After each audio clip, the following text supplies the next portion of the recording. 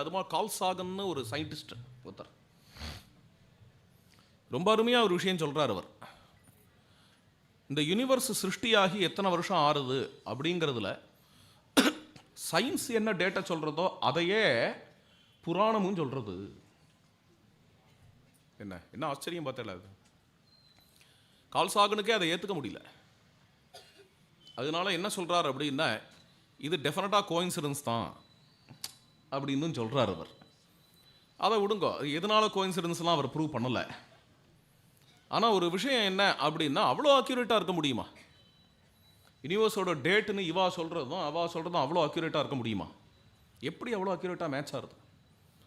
அதில் என்னன்னா, சிருஷ்டியை வந்து காமானயத்து, அஸ்வமானயத்து, புருஷமானயத்தை, ஐதரைய பிராமணம் ஒன் பை ஒன்னா ஒவ்வொன்றா சிலதெல்லாம் பிரம்மா சிருஷ்டிச்சார், உடனே கண்ணை மூடினுட்டார், என்னெல்லாமோ இருக்கும். அதில் வேடிக்கையான ஸ்டோரிலாம் இருக்கும். பாகவத திருத்திய ஸ்கந்தத்தை எடுத்து பார்த்தேன்னா எல்லாம் பார்க்குறதுக்கு ஸ்டோரி மாதிரி இருக்கு. எல்லாம் என்னென்ன ஒரு ஒரு கைண்ட் ஆஃப் எவல்யூஷன் ப்ராசஸ் இருக்குங்க. ரெண்டு பெரிய உண்மைகள் இதில் இந்த புராணம் சொல்கிற சிருஷ்டியும் சயின்டிஸ்ட்கள் பேசக்கூடிய அந்த சிருஷ்டியும் கோயின்சைடாகிறத பார்க்க முடியும். ஒரு பெரிய உண்மை என்னென்ன, இது கிராஜுவலாக நடந்திருக்குங்கிற விஷயம்.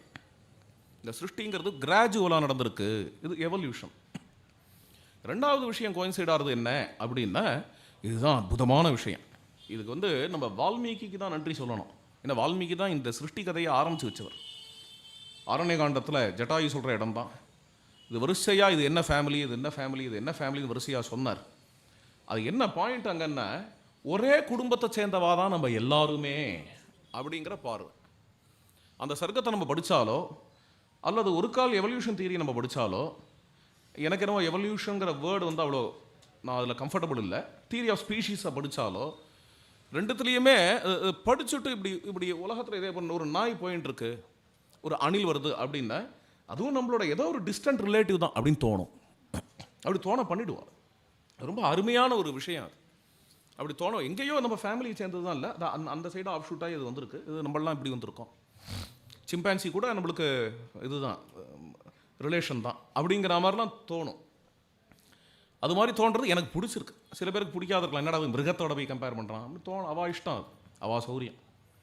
அது வந்து ஒரு அற்புதமான விஷயம் என்னை பொறுத்த வரைக்கும். அந்த ஒரு ஃபீல் வந்து ஒரு அற்புதமான சிம்பியாட்டிக் ரிலேஷன்ஷிப்பும் பாது.